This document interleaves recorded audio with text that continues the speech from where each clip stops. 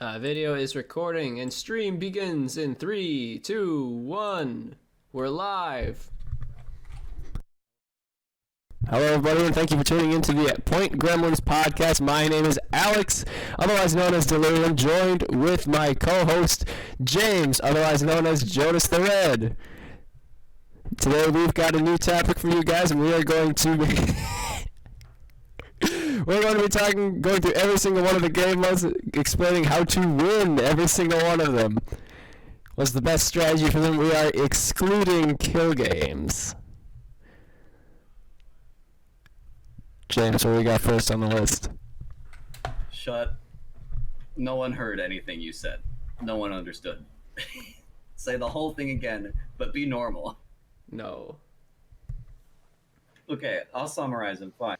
So we're going to go through all the game modes, and we're going to talk about how to win every single game mode. So we're going to skip some, right? Who cares about how to win Team Deathmatch and Sniper and stuff, the kill-based games?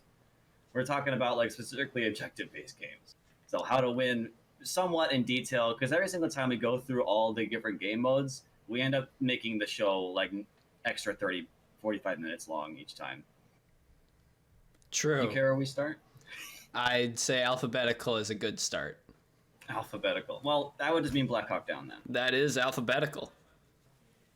So, do you want to start Ranger side or Tango side? Yep. Let's start with Rangers. I think Rangers are pretty simple. I think the only important thing for being a Ranger to actually win the game is kills are obviously important for it because you need to stay alive and you can't just not shoot people. But I think the most important thing is just moving around. Especially being the last person left, you don't want to just sit in one spot because once they find you, it's over. You can't really get out of there. So it's really key to move around, sit in a spot for a couple kills, move around, sit in a spot, move around, sit in a spot, and just kind of always. You can't let people just come over and over into the same spot. You have to move a little bit at least. You don't want them pre-aiming you and pre-firing you. You want to be in a different spot every single time someone comes in.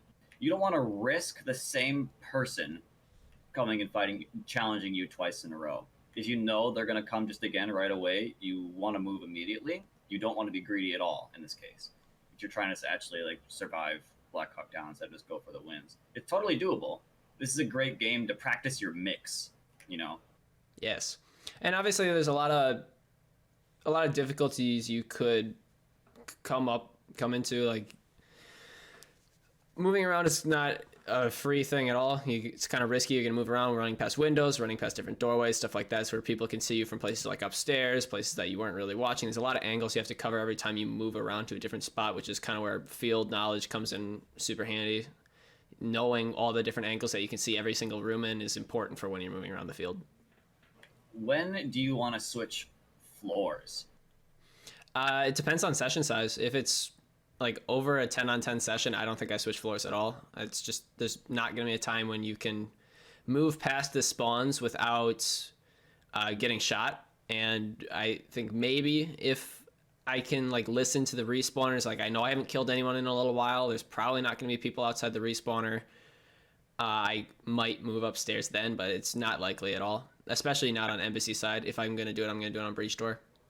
I think I always try it anyways, just to see if I can get upstairs. I don't care necessarily too hard about winning as Rangers, but if you want to win, I think he's right. I don't think you want to try to go for the exposing move upstairs move. Generally, I'll listen for when the inevitable upstairs clear or downstairs clear call. Once you hear one of those, you're like, okay, that place is definitely clear. I'm going to go there. Yeah. It probably won't throw most people off. They'll just go upstairs and check it. Like the problem with checking the upstairs after they say up, or checking downstairs and then saying upstairs clear is like it takes not long to check upstairs and just realize there's not anyone up there. You can just do a quick lap. It takes like 10 seconds, but it does buy some time. It do. Strika made a comment earlier before the show started that for every single one of these game modes, we could just pick a player who you want to be on your team for this side. Right. So I divided it in two sides. So a lot of these times, my choices may not be like the best choices, but I remember specific times when I had a good experience with X player for this game mode for each time. So for the first one, for Ranger side specifically, I chose Frog Champ. I want Frog Champ on my team for this one. Yeah, I did kind of a different way. I just am picking absolutely the player that I think will help me win the most. So for Ranger side of Black Hawk Down, I chose Clean Out. Good choice on that one. For Frog Champ's description here, I saw him a couple times where he's able to move around the lower market really, really quickly and watch himself. He just knows the field super, super well. It's a great spot for it. Yeah, so I guess moving on to the Tango side for Black Hawk Down, I think it's kind of a simple formula for getting rid of everybody in the market. It's just kind of take the perimeter first, shoot through the windows. New players, eliminate them as soon as you can, and then kind of prioritize on the regular players. Sorry, and most of them don't move around too much, so you can just kind of kill them when they're not moving, or take up stairs right away as well. Get them through the windows from that side, stuff like that. What I like to do immediately off the rip from Tango side is I immediately run to the other side of the map and climb up the embassy side sniper tower and shoot that person that's not paying attention there, or just one of the sniper towers. Because if you do it early enough in the game, if you're quick enough, they're still not ready enough for, maybe they're trying to get some extra kills, people that are running out of the corner. You can get a bit of damage on a regular that's more valuable in the beginning if you do it quick enough to get to the sniper tower. Yeah, I agree with that. People that are getting too greedy, trying to get kills from a spot that's a little bit more ambitious, if you can like loop around them real quick, catch them when they're off guard. People that are trying to shoot into that starting area, you can pop out and get some pot shots on them that are going to end up being important, because that player is just kind of wounded and not going to stay alive for the rest of the mission then. All right, moving on to the next round, which we have Borg is next alphabetically. Is that correct? Yes. Yeah. All right, so Borg, let's start with the Borg side. I think it's pretty simple. Keep people out of harm's way. I mostly play smaller sessions, so it's a little bit easier to cooperate with a team. Take either like everybody in the mansion, take everybody upstairs. Ghetto's actually not that bad of a spot either. I've been trying that one a little bit. There's just some other spots that you have to work around with. But I think it's pretty simple of just, in theory, the best way to win Borg is to try like sit in a stupid corner and not take any shots at all, and you don't need to try and get kills, but people try and get kills in Borg. Borg is a game that's not played properly, so who cares? Yeah, if you want to play it properly, I think what needs to happen is winning the game actually starts before the game even starts. Is getting all those new players on the same page as best as you can is going to move you forward dividends. If not everyone's on the same page, we know it. We've seen it. We've seen the kid that's walking through lower market, confused as all sin, doesn't really care about laser tag, and is getting demolished for the team. Yeah. You got to try and get them on the same page. That's the regulars and the team leader's job to try and get them on the same page as quickly as best as they can. Otherwise, they're just going to lose that game. Yeah. The regular I chose for Borg side of Borg is Jailbreak. Sure. I chose Woodland specifically Cringe. for his ability to just try and get everyone on the same page. I've just definitely seen him where he'll pull everyone over to try and we're going to try and win this game.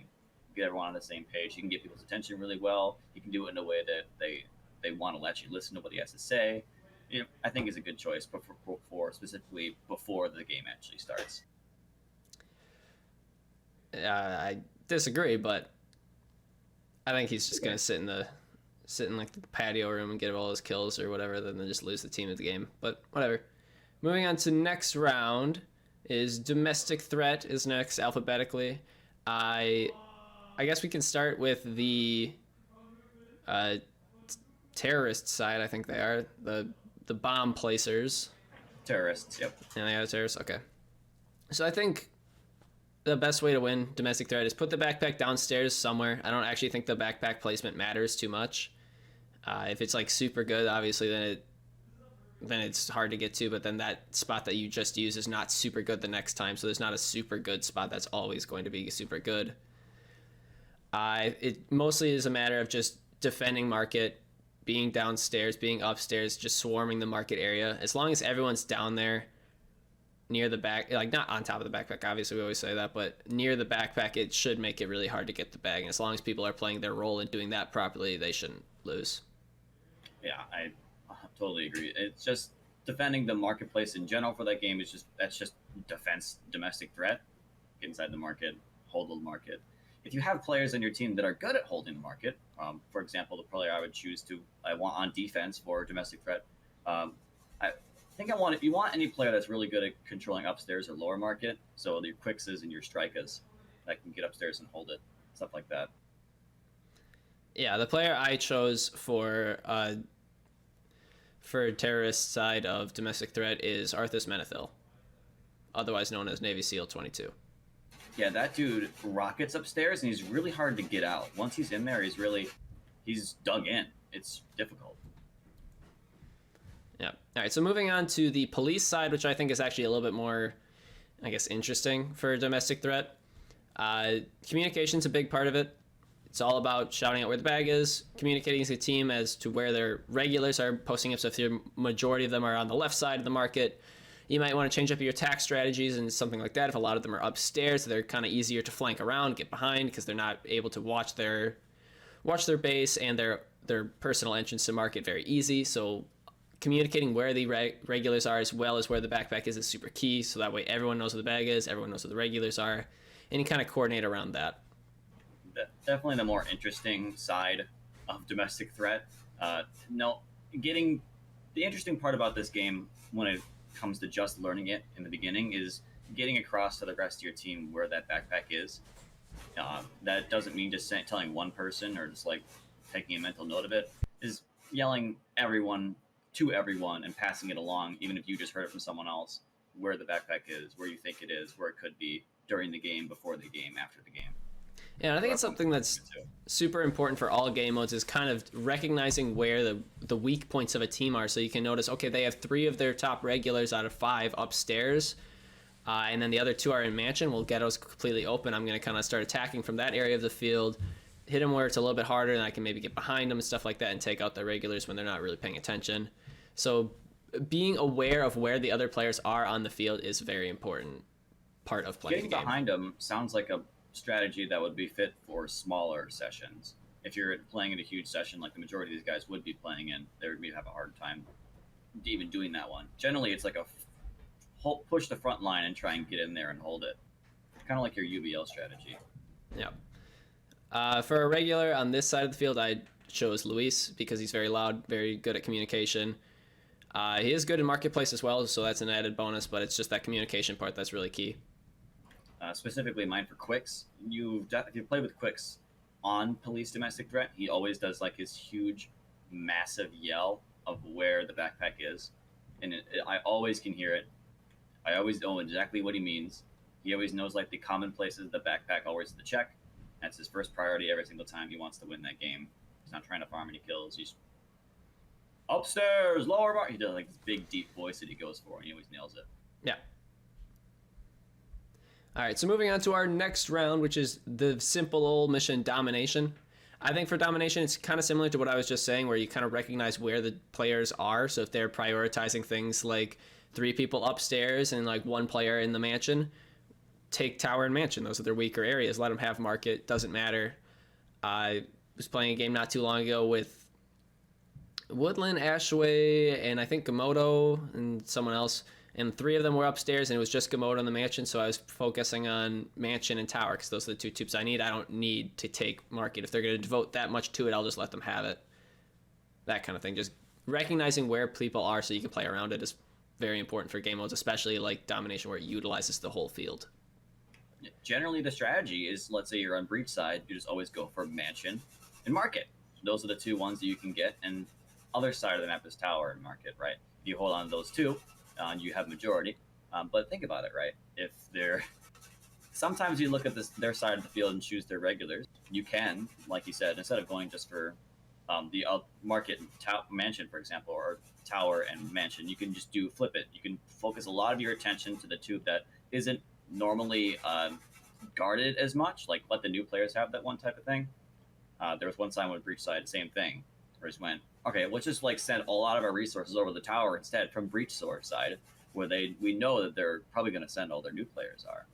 It's a strategy I'm seeing more and more that it surprisingly ends up working, and it's funny when it does. It's like, oh, you actually thought about the game before actually just playing it.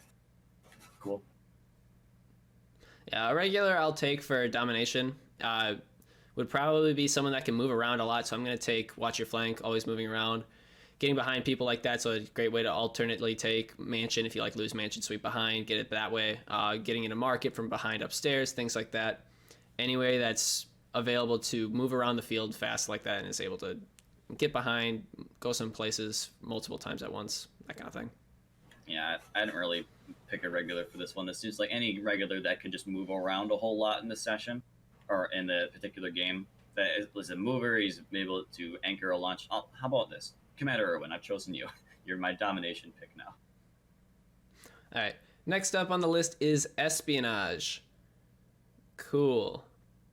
I think there's a couple different strategies you can do for espionage. I think one of the more interesting ones is not going for the backpack in a way. So you don't go for the backpack and instead you prioritize getting like behind the enemy team or kind of sitting outside near the backpack. So you wait for the person to grab the backpack, you kill them, and then you take it. So you don't have to prioritize all that defense on the tower room.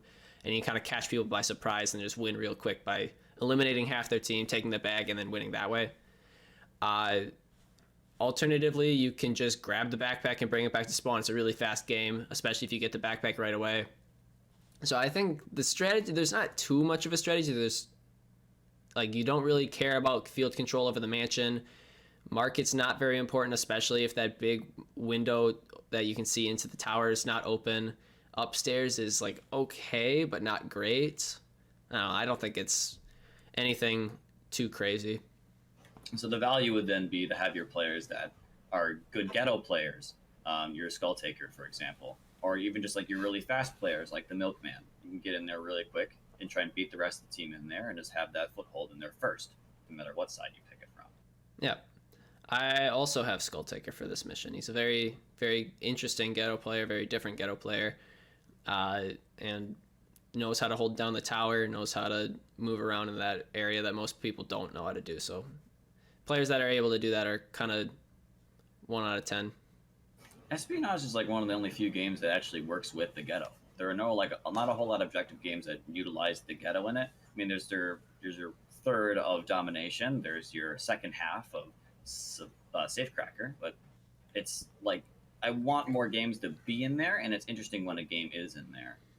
It's a very small portion of the field. It's definitely the smallest portion of the field, and it doesn't have like the setup rooms that Mansion does, so it is a little bit harder to play around the ghetto for a different game mode. But it is an underutilized portion of the field for sure.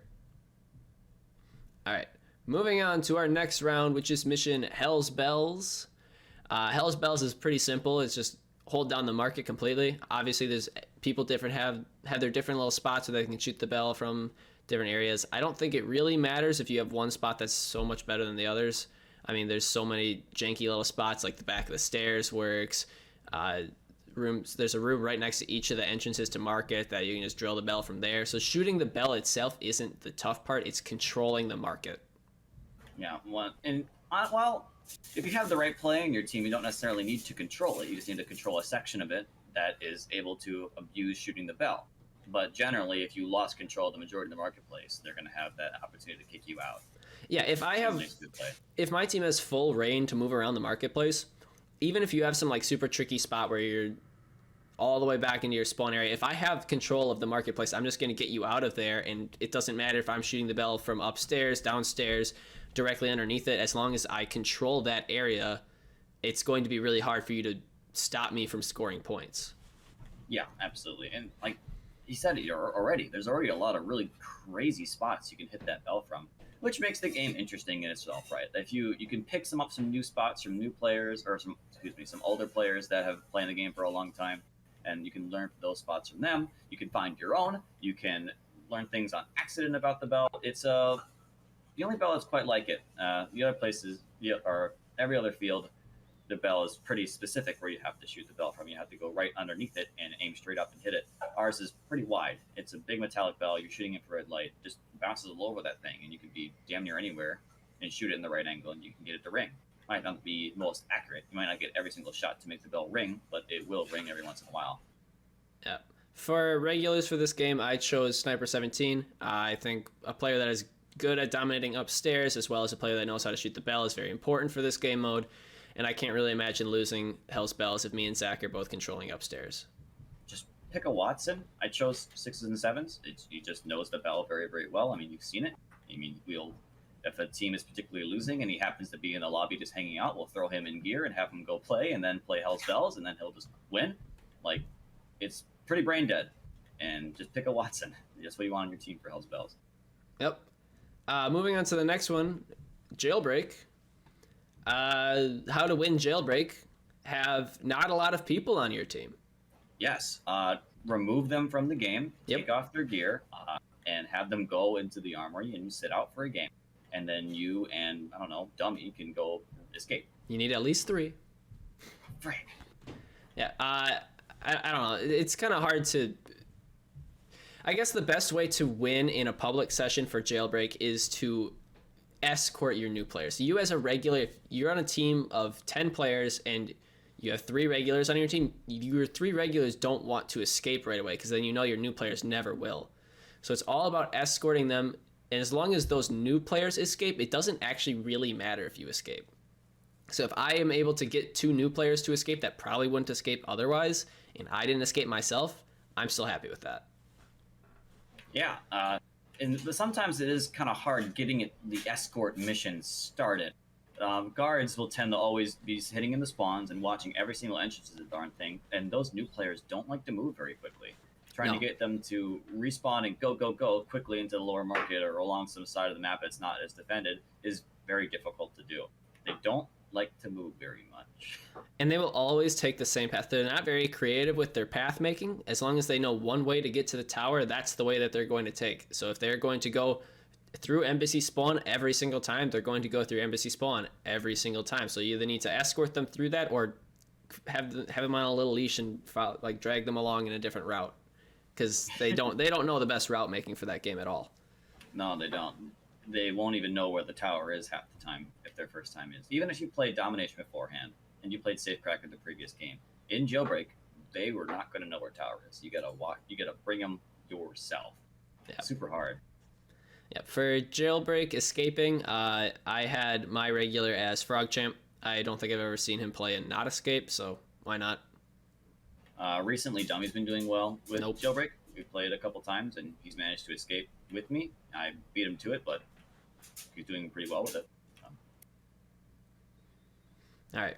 As far as defending on Jailbreak, so the guards, I think there's a couple ways to play it. Early on, you want to kind of keep things locked down and chaotic in the spawn area. So, sit next to one of the respawners and just keep people locked down. But if you see certain people, so you see a regular get through the market area with 2 other new players or in tow, you got to kind of cut that off. You can't really let that just happen. You can't trust that to the rest of your team.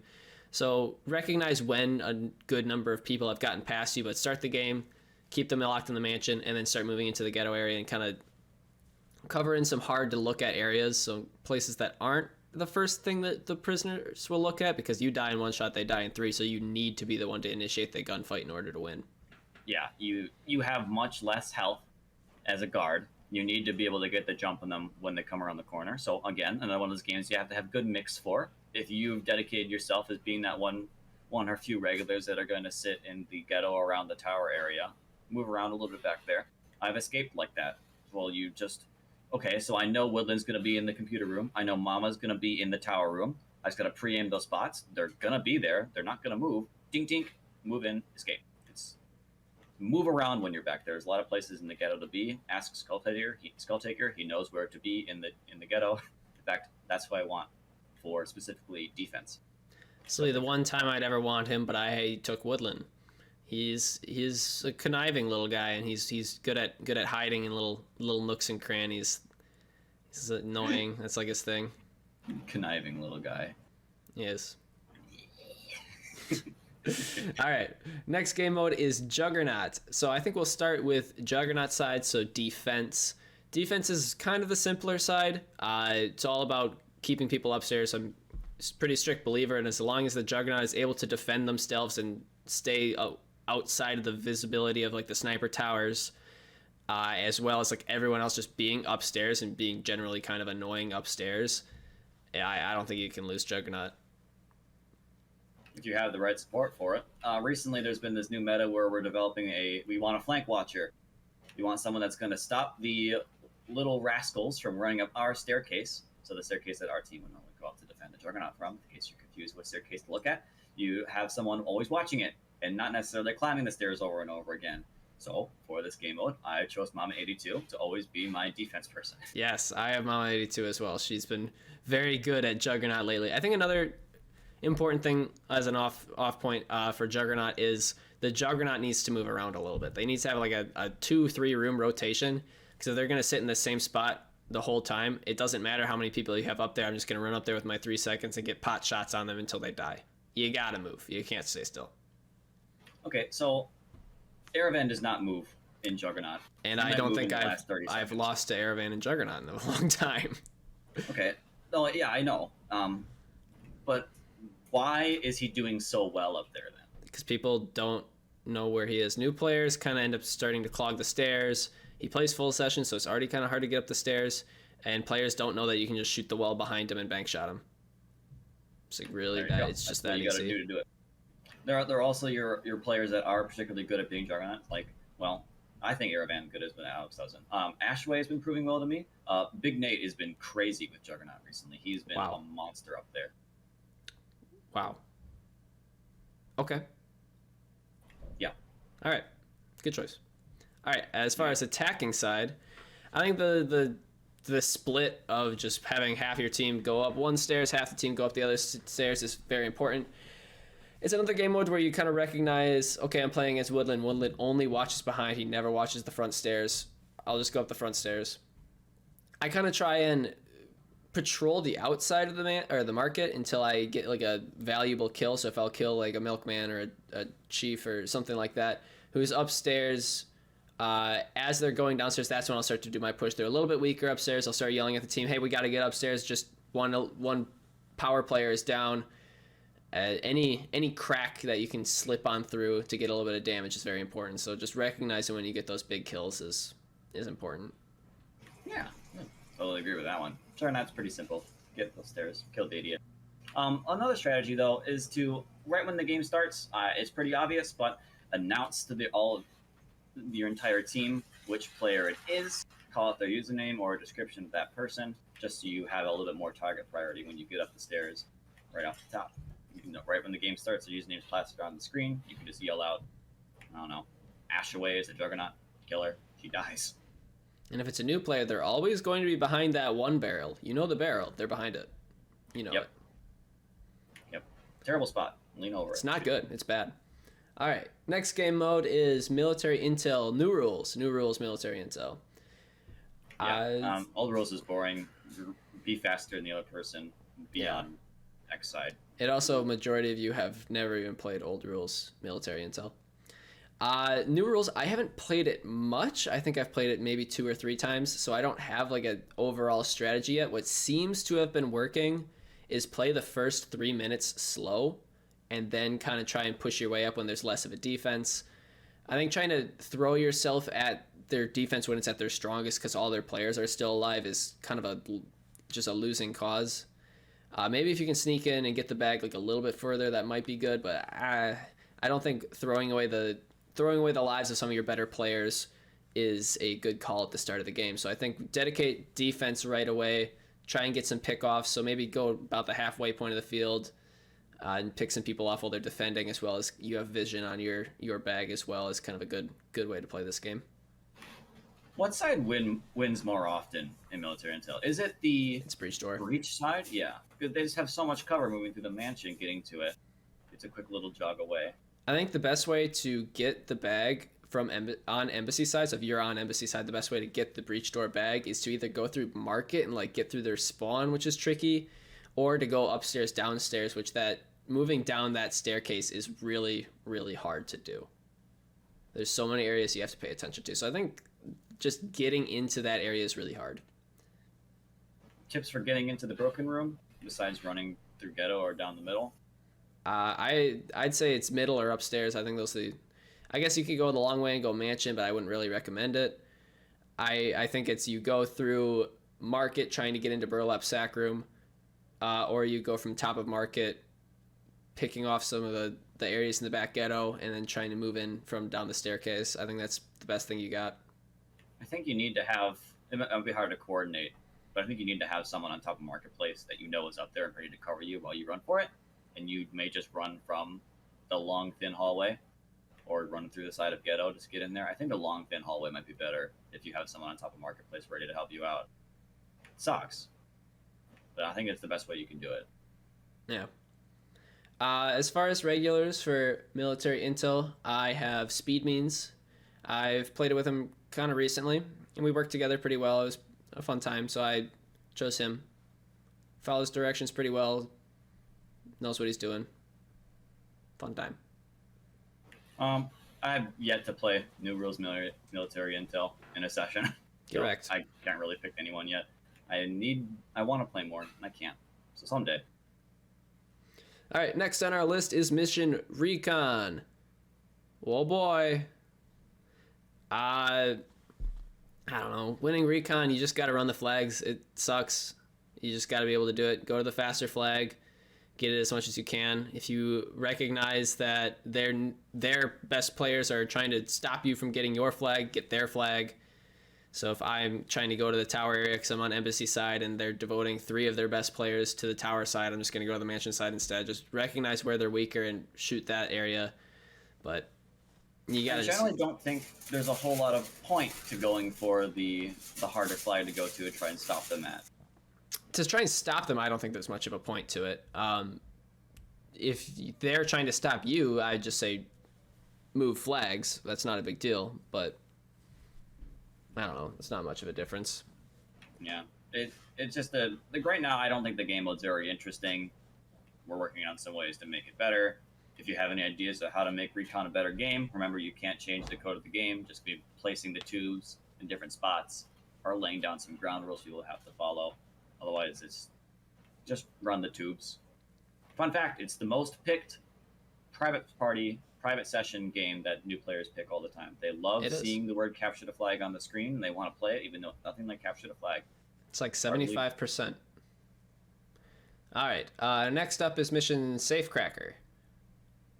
I haven't played Safecracker in a while. I think my strategy is almost similar to Espionage, where it's just kind of get the key fast because you don't want to be the second team to get the key.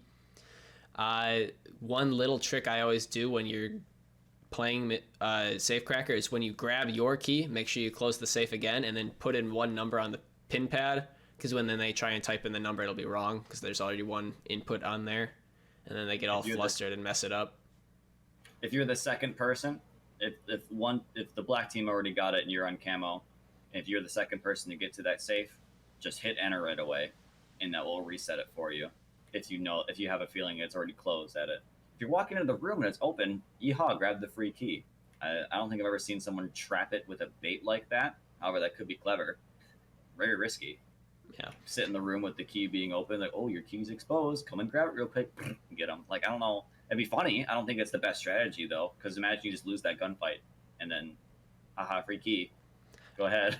I also don't think there's any value to covering ghetto before any of the keys are on the move. I think after you hear key on the move, then that's kind of when you start doing your setup in ghetto, kind of splitting the team in half, which is something you need to coordinate before the game actually starts, as to when the key's on the move, who stays and tries to defend the ghetto, and who is trying to continue to grab your key, stuff like that. But as long as key's not on the move, I don't think there's much value in just having people in the ghetto right away.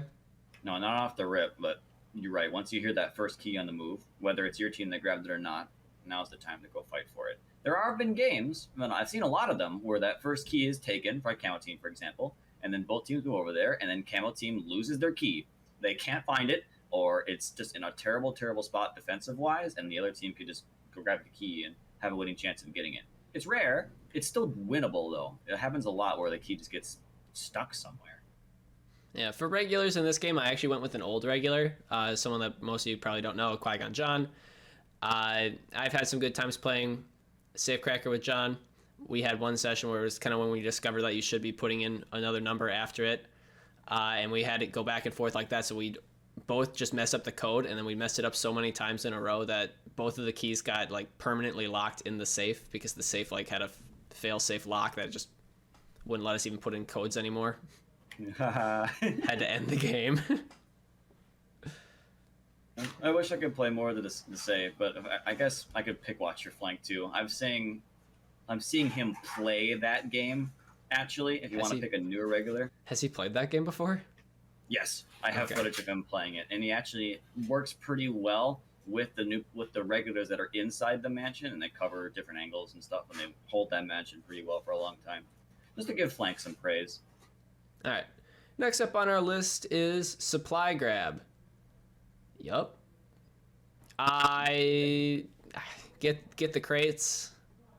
I don't know. I don't got much of a strategy for supply grab. Prioritize the crates that are further away.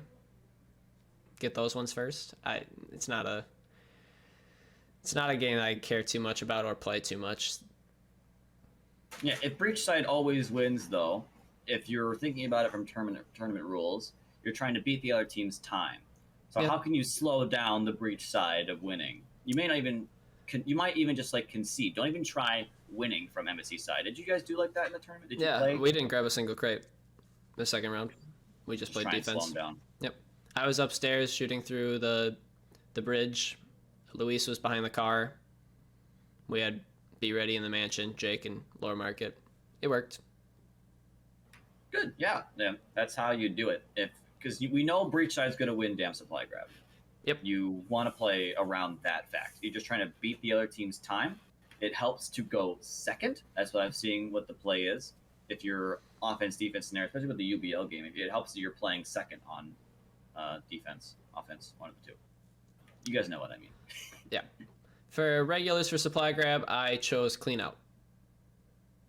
Yeah, clean out's been really useful in that game. Yep. Next on the list is mission SWAT. Yeah. I don't think there's really anything interesting to say about the SWAT side, or the thug side. I think it's stay alive. There's not really much of a strategy to it because you can't move outside of the room. I mean, obviously don't sit in the same corner the whole time, but you can't move room to room. You can't, call outs aren't really much of a thing in SWAT because it's not much you can do about it. Maybe you don't really want to announce where you are in the game and where you are in that room if they already know on defense, but you can work with your teammates a little bit if you all choose rooms that are somewhat near each other. And you can work different areas of the ghetto or top of marketplace or the mansion. If you decided to go on mansion, you can choose those spots and work together with your teammates to cover stuff. If you die though, I would suggest walking past your teammate. Most of the time when people win, it's because they go 0-0 and have 200 health left at the end. So if you want to win supply grab, SWAT.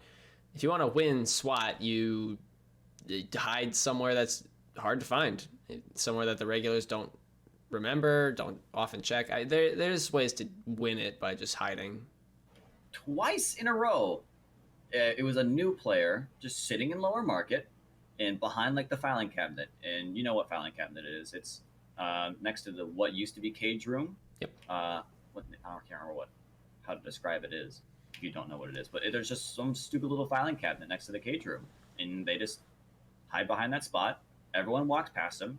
No one checks it, and they've won twice in a row now. And there's like plenty of regulars in the session. And we're like, where is he? Is he cheating? Did he leave? Did he go to the bathroom? I don't understand what's going on. You just didn't look everywhere. And I always go look right there as a team leader and look like, oh, okay, you are still there. I'll just stare at them for a while. Also, if you are looking for that last player, find the team leader. Generally, they might be staring right at them, kind of waiting for that person to be like, where were you, kind of thing.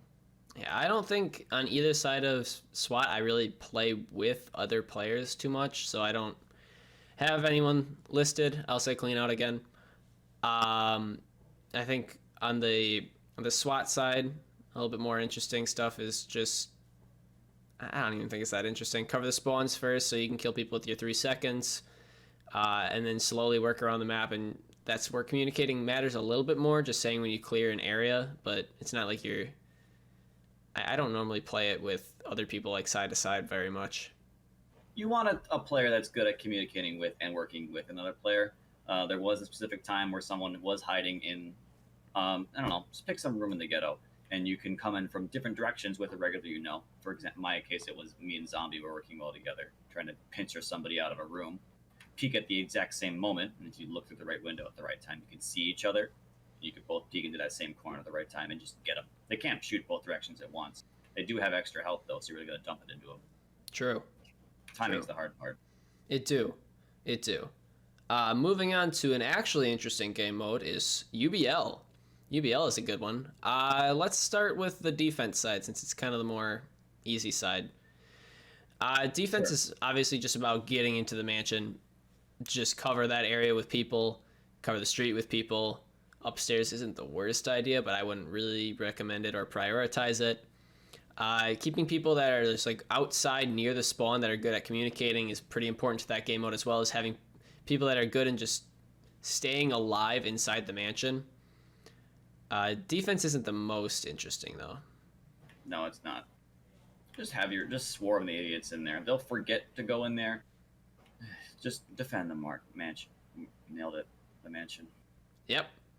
A little bit more interesting though is the attacking side of UBL, which is all about maneuvering around the field, getting around the defense. So I always like to have people moving through the mansion as well as holding the spots that they have in the mansion. So I have my tournament strategy, which is on a different video we've done earlier. I'll go it again. Yeah, I'm not going to explain it again, but the premise of it is to make sure that any amount of progress you make in the mansion is saved. So if I move in 2 rooms, we keep those 2 rooms. We don't get them taken back from us at all. So that way we kind of start pushing back the defense so they can't push us back as far as well as keeping up people from the back flank. Because if you're not doing that, then you're just kind of making it really easy on the defenders. So just always have people running the flank, always have people pushing up the front, and always have people attacking from the middle. If you're doing all that, then it's really, really hard for the defenders. Yeah. So what I'm noticing, it sounds like that you need to keep the pressure up, but also you need to make general good attempts with multiple people in like solid bursts. If you keep trickling in over and over again through the main doorway, one person at a time, there's no way you're going to get any progress with it. With a good burst of like 3, 4, maybe even 5 people all running through even the same doorway or different doorways, you're going to learn from each other from each single spot, and you have a much better chance of clearing every single corner in that room and getting it and running away with it. And run with that body, drag it, but run with that thing. Don't move a little bit. Careful not to get it stuck in the doorways. You've also seen it happen where it gets arms stuck in the doorway and you have to really pull it out.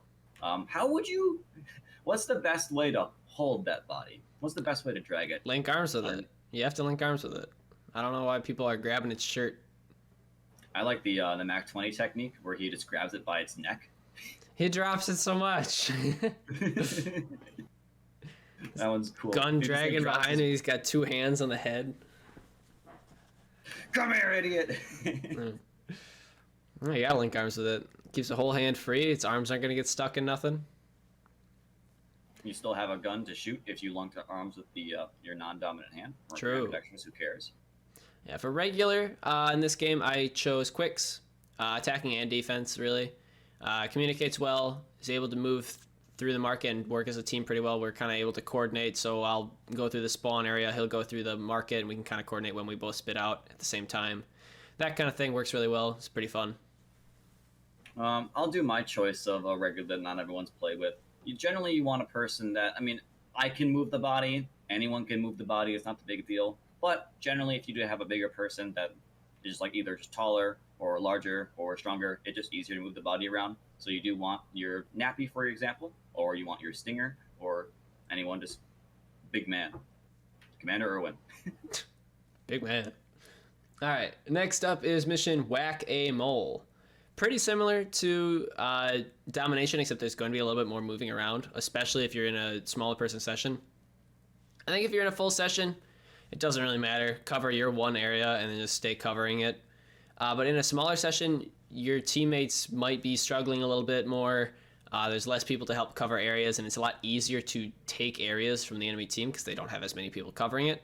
So it's all about moving around every single tube. You don't necessarily want to stay still. So if they've only got 2 people in tower, you can kill 2 people in tower, take tower tube, then move to the market, then move to the mansion. Kind of keep them guessing as to where you're going to be as well as where the tube's going to be.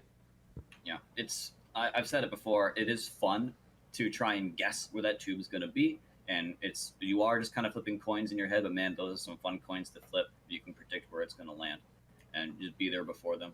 It's whack-a-mole. Yeah, it's whack-a-mole.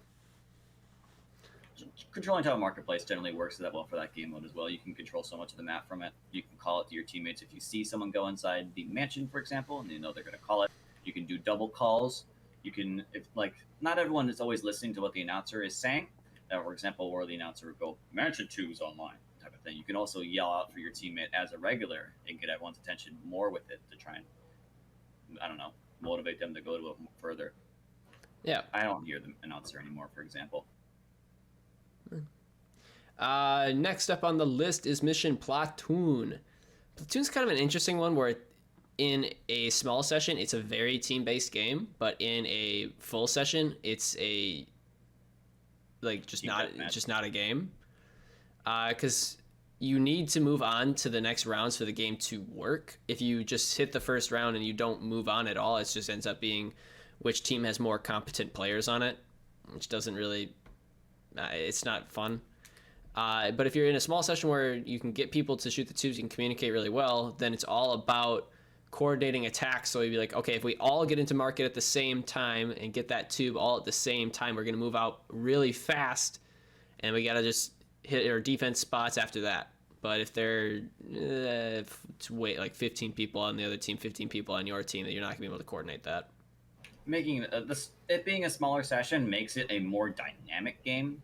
It being a big session it's still a game. It's just sucks because you're just trying to get your new players to understand to go to the tube. Just keep running at it. Really good premise for a game. Doesn't work too good in practice. Yeah. And like maybe we should try and push it for it being in the tournament this time, because it's a game that there isn't a team leader doesn't have to watch it like a bag or something. The ice opera system will just do it for you. It's similar to Rush, where you're trying to get your entire team to shoot a tube. It could just be one tube, for example. I don't know if it's actually a good idea or not. Two tube, I think, would be terrible. I think 2 tube would be a waste of time. 1 tube would be interesting, but I still think Rush would just be better. Yeah, but maybe we want to change it from 1 year being the Rush year and the Platoon year. I don't know. I'm equally a big a fan of Platoon as I am of Rush. I think I'm gonna stick with that sentence. I think they're both equally as cool. We just gotta get them to be played more and people to understand and appreciate them more. That opinion 2 sucks. 2 sucks. 3 tube sucks. 1 tube is cool. Yeah, that opinion's not good. Next game is Mission Rush. It's like Platoon, but fun. No. Attacking, teamwork is there, but not really.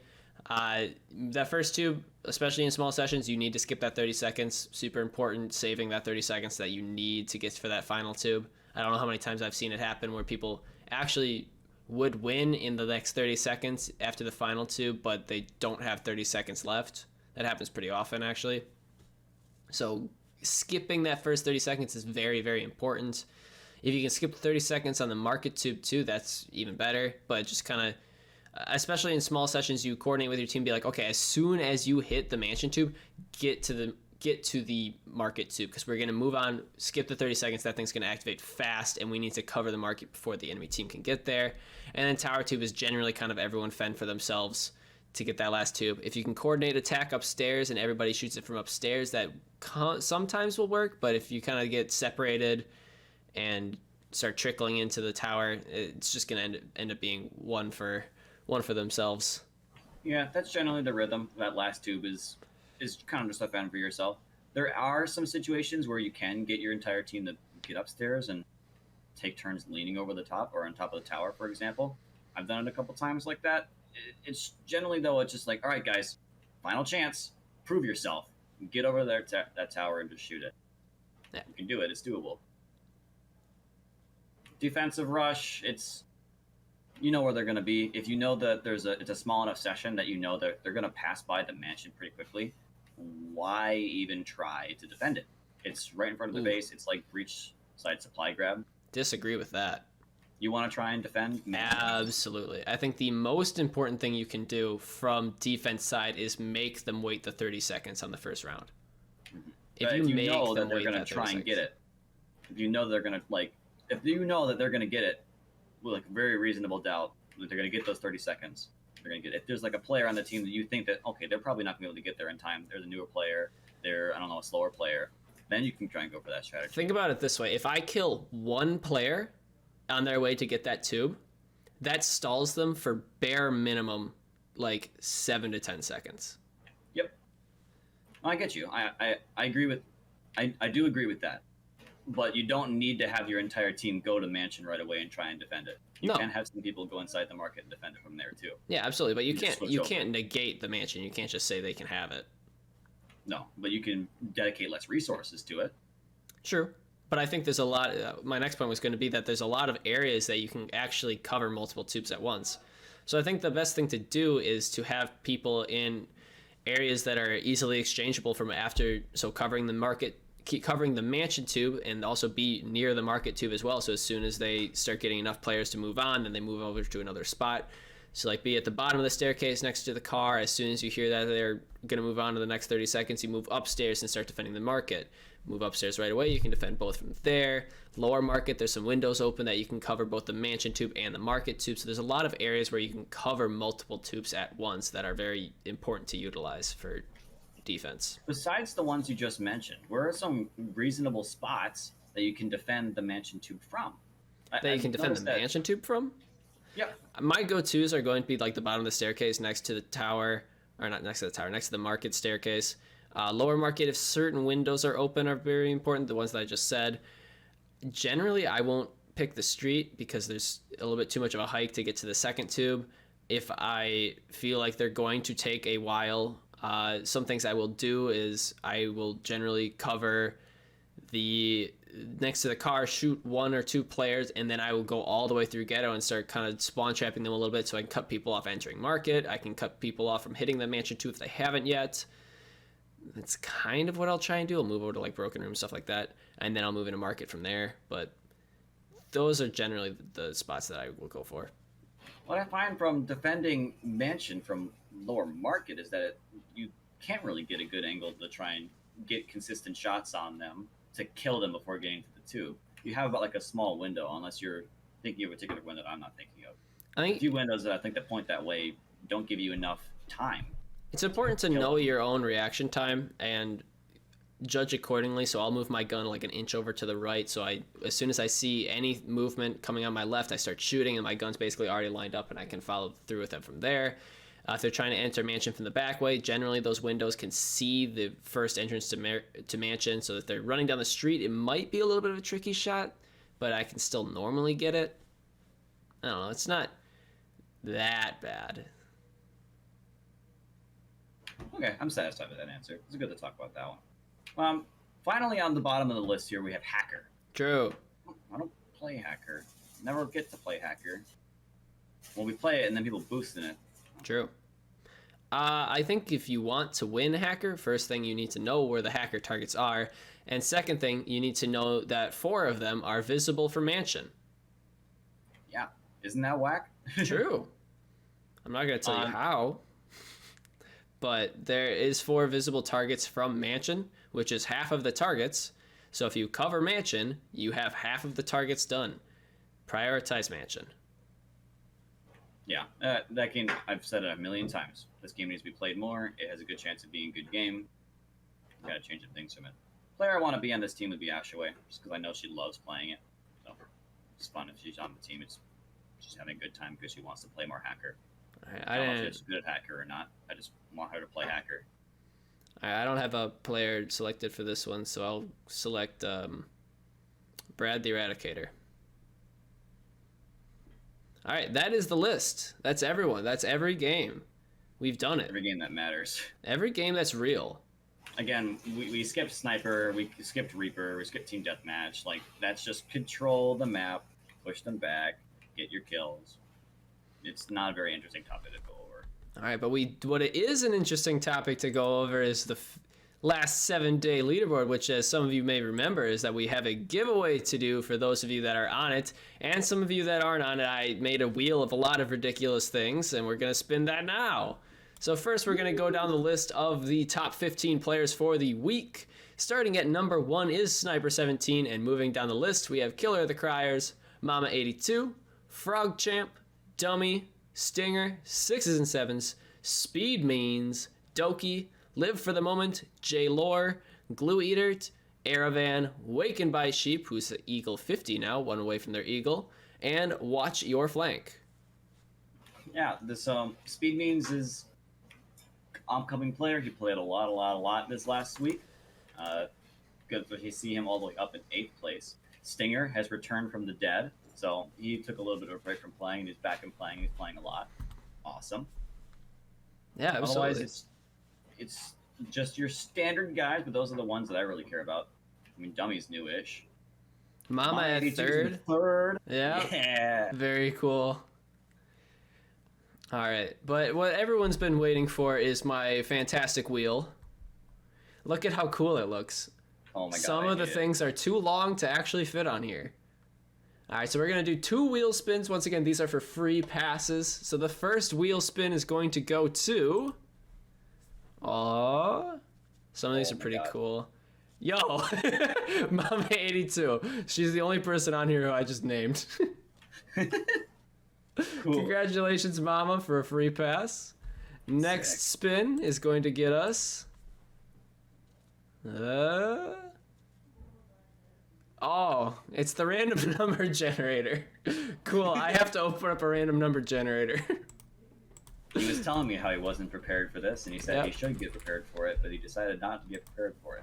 I'm not prepared for it. Yo, where's the Google number? Wow. This isn't it, but we're going to use this one anyway. 1 through 15, generated number 2. Who's number 2? We're going to do it again. 10. Come on. All right, congratulations to Mama and Woodland for a free pass. Oh, Fern almost got it. Fern almost got it. He should have got it. He was robbed, really. What are some of the other fun things on that list? Some of the ones I really wanted to get, Dummy and Frog Champ playing rock, paper, scissors in chat, I think would have been cool. Someone putting a bike light on you without you noticing would be cool. The second person to type Boo Simpson in chat. Having Tom pick. Tom picks. Flip a coin. If heads, it's Speed Means. If tails, it's Speed Means. That one's pretty good. All right, but that does... What's up? What you got for me? I want them to play rock, paper, scissors anyways. Okay. Go, quick, before I lose interest and turn the stream off. Alright. But anyways, thank you all for coming out to iCombat today. My name is Alex, and I was your ICE operator.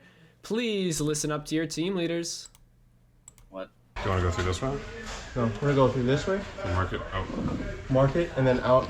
Side mark it? In front of crate. Straight into the room. Because I'll tell you right now, I'm not grabbing the bag. Oh, body. Right. So in front of the crate? It would be better if you went there, straight. You want me to stay there? Yeah, if you can clear them out through that window. Okay. Airvan's gonna be in the corner by the truck though. Or he might start in, I guess. I'm gonna...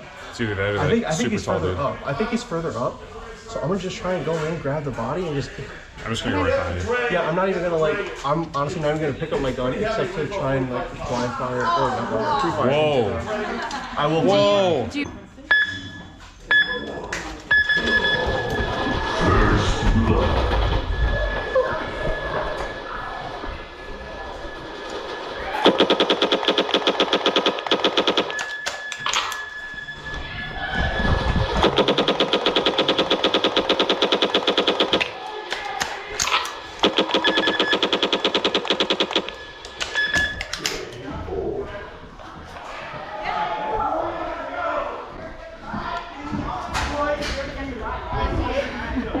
Did we really just win? Yep. I didn't really get to see. Our strategy worked. This way. So that was one of the fastest games I've ever seen. Was that you? You were gone by the time I was even at the window. We went in. We went in. I killed the guy in the corner, and then Singer killed CJ. Right when I saw that, I literally grabbed the body, started running, and then instead of going through there, I saw you go out. I was like, what the fuck? I went street. Well, cause like I was at the window and I killed like 2 people that were like following you. Cause Striker came booking down and I killed him. I know.